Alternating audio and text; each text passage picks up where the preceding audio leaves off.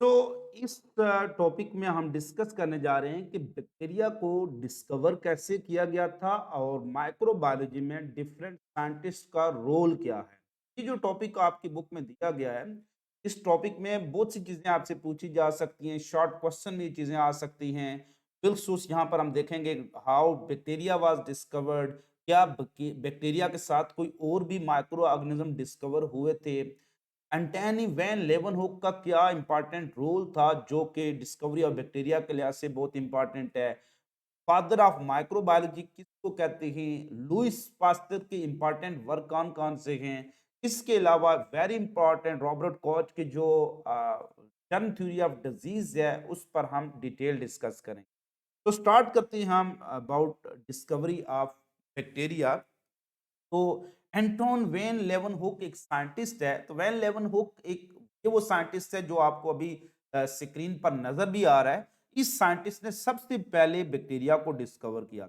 देखिए Robert Hooke था जिसने डिस्कवर किया था सेल, लेकिन लेवनहुक वो साइंटिस्ट है जिसने बैक्टीरिया और प्रोटोजोवन को डिस्कवर किया था।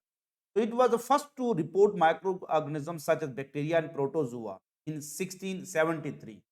तो याद रखना कि प्रोटोजुआन को भी डिस्कवर करने वाला यही है, यानी अमेबा पैरामीशियम लाइक जो क्रिएचर है उसको भी इसी ने ही डिस्कवर किया। अब ही यूज अ सिंपल माइक्रोस्कोप, चूंकि उस वक्त जो माइक्रोस्कोप अभी न्यू न्यू डिस्कवर हुई थी, लिहाजा जो माइक्रोस्कोप सिंगल लेंस पर मुश्तमिल होती है उसको हम कहते हैं सिंपल माइक्रोस्कोप। उसने सिंपल माइक्रोस्कोप को यूज किया टू डिस्क्राइब बैक्टीरिया, जिससे बैक्टीरिया और प्रोटोजुआ को क्या किया, डिस्क्राइब किया with accurate drawing and description. ये आप देख सकते हैं कि जो इस तरह की उसने ड्राइंग के साथ और पूरी एक वाजिया डिस्क्रिप्शन उनकी, यानी आगे डिटेल लिखकर, जैसे हम कोई डायग्राम बनाते हैं उसके नीचे लिखते हैं कि ये डायग्राम उसकी है, इसका साइज ये है, या उसकी शेप्स कैसी है, उसके लेबल पार्ट। तो उसने भी एक एक्यूरेट ड्राइंग और डिस्क्रिप्शन के साथ बैक्टीरिया को और प्रोटोजोन को डिस्कवर किया। और इसने कहा सच जितनी भी जो उसको चीजें डिस्कवर हुई बैक्टीरिया और प्रोटोजोन, उसको इसने कहा एनिमाल्क्यूलस। एनिमाल्क्यूलस क्यों कहा, क्योंकि ये जो भी चीजें इसको डिस्कवर हुई, चाहे वो बैक्टीरिया थे चाहे वो प्रोटोजोन थे, they have the ability to move, यानी वो मूव कर सकते थे, मोबाइल थे। और चूंकि जो चीज मूव कर सकती थी उसको हम एनिमल कहते थे। और चूंकि ये बहुत छोटे थे, माइक्रो ऑर्गेनिज्म थे, तो उसने कहा कि these are little animal like कुछ क्रिएचर्स हैं जिनको उसने टर्म यूज की एनिमाल्क्यूलस। तो ये चीज एमसीक्यूज में आ सकती है। Which term was used for bacteria and protozoan by Leeuwenhoek, तो वो एनिमाल्क्यूलस थे। इसने क्या कि ही firstly observe the small creature in rain water, यानी बारिश के पानी में उसको डिस्कवर। बारिश जब ऊपर से गिरती है तो ये हवा में से गुजर के आती है। तो हवा में बहुत से माइक्रोब्स होते हैं, तो उस बारिश के पानी में माइक्रोब्स की एमिजिश हो जाती है। And then confirm in saliva, उसको थूक के अंदर, जिसको हम सलाइवा कह रहे होते हैं, वाइनेजर सिरके के अंदर, इन्फ्यूजन कुछ बॉडी फ्लूइड्स होते हैं, बलगम वगैरह इस तरह की, तो उसके अंदर इसने डिस्कवर किया एंड अदर सब्सटेंस के अंदर। ये चीज आपसे एमसीक्यूज में पूछी जा सकती है कि bacteria was discovered from which substances. तो firstly bacteria was discovered in rain water and then they were discovered in actually blood के अंदर। इसके अलावा उसने इसको डिस्कवर किया जो वाइनेजर सिरके के अंदर डिस्कवर किया, सलाइवा के अंदर डिस्कवर किया और अदर सब्सटेंसेस के। हर एक चीज का एक बाप होता है, जैसे वो एक फिल्म है उसका डायलॉग मुझे ज़हन में आया, हर बाप का एक बाप होता है जिसको हम दादा कहते हैं। तो ऐसे ही बायोलॉजी की हर ब्रांच का भी एक बाप होता है जिसको हम कहते हैं फादर ऑफ दैट ब्रांच। और चूंकि study of bacteria is called microbiology, ज्यादा स्पेसिफिकली हम बात करें तो बैक्टीरियोलॉजी, तो study of bacteria is called bacteriology, और study of micro organism including bacteria and all this is called microbiology. तो माइक्रोबायोलॉजी का जो फादर था उसको कहते हैं लुइस पास्चर। तो Louis Pasteur is actually father of microbiology. तो इसने बायोलॉजी में बहुत इंपॉर्टेंट काम किए हैं। आइडिया ऑफ ए बायोजेनेसिस किया था। लुइस पास्चराइजेशन ने एक पास्चराइजेशन की टेक्निक दी थी। तो ये सारी की सारी जो इसके इस कारनामों की वजह से, और बिलखसूस जो आइडिया ऑफ ए बायोजेनेसिस को रिजेक्ट करना और माइक्रोब्स के एग्जिस्टेंस को बताना कि ये माइक्रोब्स हैं, एग्जिस्ट करते हैं और इसकी वजह से चीजें खराब होती हैं, इस वजह से इसको हम कहते हैं फादर ऑफ माइक्रोबायोलॉजी।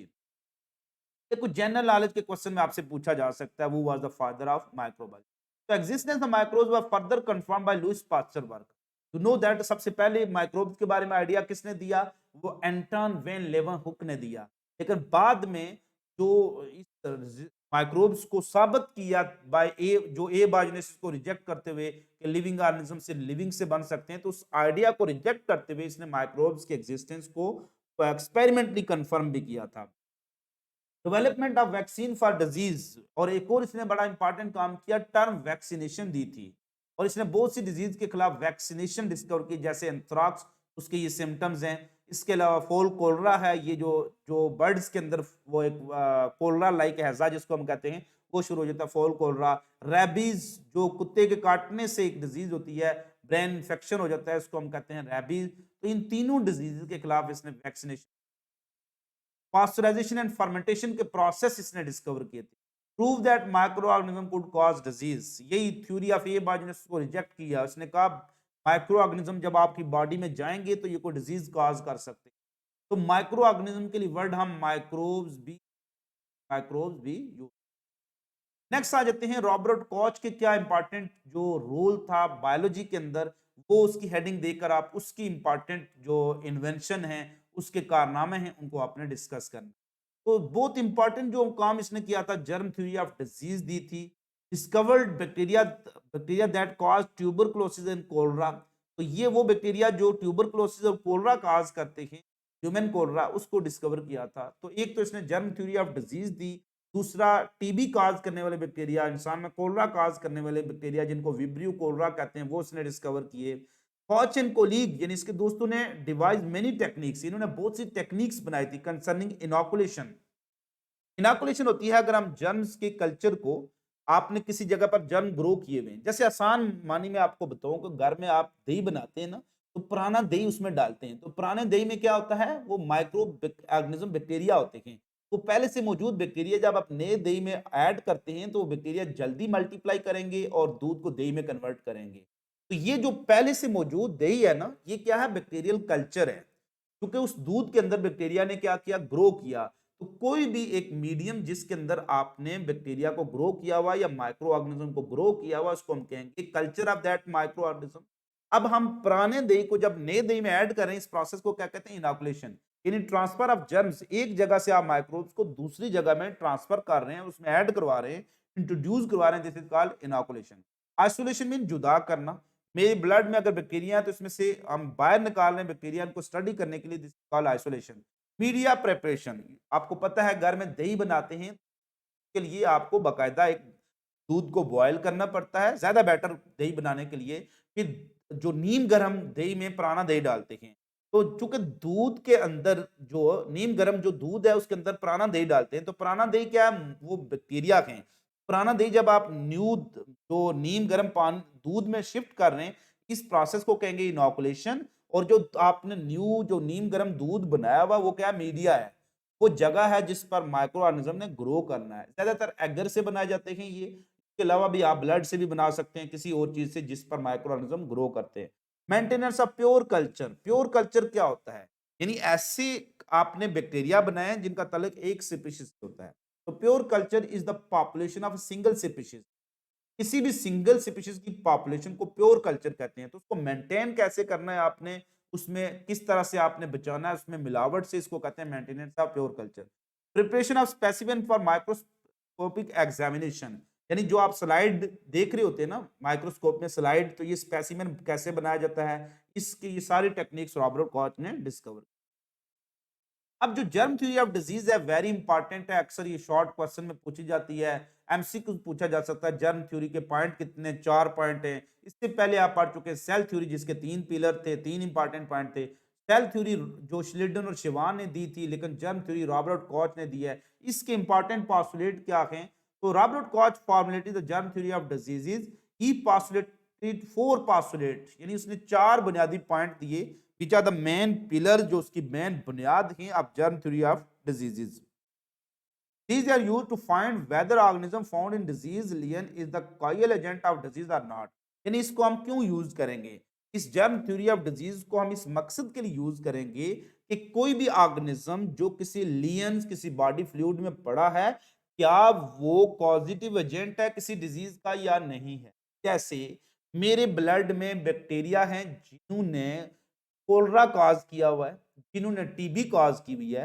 अब मैं अगर ये चेक करना चाहता हूं कि मेरे ब्लड में जो बैक्टीरिया हैं, क्या ये डिजीज काज कर सकते हैं या नहीं काज कर सकते, तो मैं अपने ब्लड में से इनको निकालूंगा, इनको कल्चर करूंगा, फिर उस कल्चर को मैं किसी हेल्दी किसी एनिमल में इंजेक्ट करूंगा, बंदर में, माइस में, चूहों में। तो जब बंदर में इंजेक्ट करूंगा तो अगर उसमें भी वही डिजीज हो जाती है जो मुझ में है, तो इट्स मीन कि वो जो बैक्टीरिया मेरे जिस्म में थे, उन्होंने डिजीज काज करने की सलाहियत रखते हैं। तो यही इसके चार इंपॉर्टेंट पिलर हैं। सबसे पहला पॉइंट क्या है कि specific organism can always be found in association with a given disease. यानी किसी को भी कोई डिजीज है, जैसे से फॉर एग्जांपल खुदा न खास्ता मुझे क्या है, कोलरा हैजा है, मुझे क्या है, से फॉर एग्जांपल टीबी है, ट्यूबरकुलोसिस है, तो वो कहता है कि ये टीबी किस वजह से है, किसी माइक्रो ऑर्गेनिज्म, यानी किसी भी डिजीज के साथ किसी माइक्रो ऑर्गेनिज्म का ताल्लुक जरूर होगा। तो स्पेसिफिक ऑर्गेनिज्म के नाल उस स्पेसिफिक ऑर्गेनिज्म को क्या कहेंगे, जर्म। वो जर्म का ताल्लुक किससे होगा, डिजीज से, इसको कहेंगे जर्म थ्योरी ऑफ डिजीज। यानी हर डिजीज के साथ ताल्लुक किसका है, जर्म का है। तो यहाँ पर क्या आप ये बात समझते हैं कि हर डिजीज जर्म की वजह से होती है? नहीं, बहुत सी डिजीजेज जेनेटिक्स हैं, जैसे शुगर का मर्ज है, कैंसर है, ऐसी बहुत सी डिजीजेज ऐसी हैं जो जर्म की वजह से नहीं है। इसलिए हम इसको लॉ नहीं कह सकते कि ये थ्योरी ही है, लॉ नहीं बन सकती, क्योंकि बहुत सी डिजीजेज ऐसी भी हैं जो कि हाँ, जो इन्फेक्शियस डिजीजेज हैं वो जर्म की वजह से होंगी। तो स्पेसिफिक ऑर्गेनिज्म, कोई भी ऑर्गेनिज्म है, जैसे ये चूहा है, इसको कोई बीमारी हुई है, तो इस बीमारी के साथ किसी न किसी माइक्रो ऑर्गेनिज्म का ताल्लुक होगा। क्लियर? नेक्स्ट दूसरा पॉइंट, फिर मैं क्या करूंगा, उस चूहे को बीमारी हुई है, उसका ताल्लुक माइक्रो ऑर्गेनिज्म से है, मैं उसके ब्लड का एक सैंपल लूंगा और उस सैंपल को किस पर ग्रो करूंगा, किसी भी खून में वापस ऐड कर दूंगा, किसी इंसान से खून लेकर उस खून को पैट्री डिश में डालें या एगर डालकर, वो थोड़ा सा खून उस बैक्टीरिया का आप लें, बैक्टीरिया का थोड़ा सा खून लेकर उस एगर में डाल दें, तो वो जो खून में बैक्टीरिया होंगे उस एगर पर ग्रो करेंगे, तो वो क्या करेंगे, उनका आप कल्चर बन जाएगा। वो आपको जो पैट्री डिश होगी ना, इस तरह से इस पैट्री डिश पर आपको 1-2 दिन के बाद हंड्रेड्स ऑफ बैक्टीरिया मिलेंगे, वही बैक्टीरिया जो आपने इस कुएं से निकाले हैं। तो organism can be isolated, organism in germ, वो जर्म वो कहता है कैन बी आइसोलेटेड, जिसको हमने टेक्निक ऑफ आइसोलेशन पढ़ी है, उसको आप उस व्यक्ति उस किसी भी जिस इंसान को या जानवर को बीमारी हुई है, उस बीमारी वाले इंसान या जानवर से आप वो जर्म निकाल सकते हैं और उनको आप किसी भी पैट्री डिश के ऊपर ग्रो कर सकते हैं। Grown in pure culture in the laboratory, laboratory में आप उनका क्या बनाएंगे, कल्चर बनाएंगे। अब मुझे कैसे पता चलेगा कि जो बैक्टीरिया मैंने इस पैट्री डिश में बनाए हुए हैं, क्या ये वही बैक्टीरिया हैं जिन्होंने चूहे में डिजीज काज की है? तो इसके लिए मुझे जरूरी है कि मैं इसको शिफ्ट करूंगा किस में, एक हेल्दी चूहे को।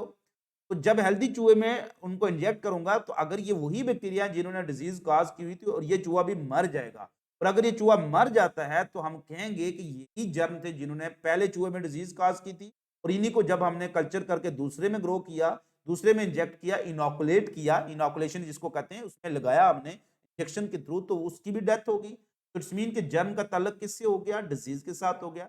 तो pure culture will produce the disease. Pure culture क्यों? क्योंकि इस पैट्री डिश में सिर्फ वही बैक्टीरिया हैं जिन्होंने इस चूहे में डिजीज काज किया है। यानी एक ही तरह के बैक्टीरिया है। ऐसा नहीं कि इसमें सिर्फ, अगर इस चूहे को टीबी हुई है तो टीबी से मरा है, तो इस कल्चर में सिर्फ टीबी वाले बैक्टीरिया हैं। ऐसा नहीं कि इसमें टेटनस वाले बैक्टीरिया आ जाएं, ऐसा नहीं हुआ। प्योर कल्चर वो होता है जिसमें उसी बीमारी के जरासीम मौजूद हैं, यानी पॉपुलेशन ऑफ सिंगल तो स्पीशीज हो। तो pure culture will produce disease when inoculated in susceptible animal, susceptible animal जिसमें वो डिजीज काज कर सकता है। यानी ऐसा नहीं है कि इंसान की आप वायरस निकाल कर आप प्लांट को लगाएं तो वो ससेप्टिबल नहीं है। तो इंसान के मैमल्स है, तो मैमल्स को ही आप लगा सकते हैं। तो पहला पॉइंट ये था कि एक जर्म का ताल्लुक एक डिजीज से है। दूसरा पॉइंट ये है कि हम उस जिस भी शख्स को या जानवर को डिजीज है, उसमें से हम उन जर्म को निकाल कर लेबोरेटरी में ग्रो कर सकते हैं, और इस ग्रो करके जो आपको वो टेस्ट किसी भी पैट्री डिश में जो बैक्टीरिया आपने ग्रो की उसको प्योर कल्चर कहेंगे। फिर वो तीसरा पॉइंट यह है कि वो प्योर कल्चर जब अपनी मर्जी से इनोकुलेट में इंजेक्ट करोगे एक ससेप्टिबल एनिमल को, तो उसमें भी डिजीज काज करेगा। फिर हम क्या कर सकते हैं, उस ससेप्टिबल एनिमल से वापस वो जर्म निकाल सकते हैं। तो आखिरी पॉइंट क्या है कि it is possible to recover the organism in pure culture from experimentally infected animal. यानी कि ऑर्गेनिज्म मीन वही जर्म, ये पॉसिबल है कि हम उस एक्सपेरिमेंटली इन्फेक्टेड एनिमल मीन इस चूहे को बीमारी हुई थी कुदरती तौर पर नेचुरली, इस चूहे को हमने खुद इंजेक्ट किया वो बीमारी के जरासीम। तो ये आप चूहा क्या है? एक्सपेरिमेंटली इन्फेक्टेड ऑर्गेनिज्म है। तो हम वो कहता है कि ये मुमकिन है कि हम इस एक्सपेरिमेंटली इन्फेक्टेड ऑर्गेनिज्म से ब्लड लें और इससे वापस वो जर्म हम ग्रो करके लेबोरेटरी में रख सकते हैं। दिस इज ऑल अबाउट जो डिस्कवरी ऑफ बैक्टीरिया। और इसमें 3 चीज़ें आपने मस्ट याद रखनी है। एक एंटनी वैन लेवन हुक का रोल, नंबर 2 लुईस पास्चर के क्या किरदार हैं वो मैंने हेडिंग के साथ डिस्कस किए, और रॉबर्ट कॉच और इसके कोलीग के क्या काम थे, और जर्म थ्योरी ऑफ डिजीज के 4 पास्चर। अपना बहुत ज़्यादा ख्याल रखिएगा, खुश रहिएगा, खुश रखिएगा, दुआ में याद रखिएगा। फिर मिलेंगे चलते-चलते।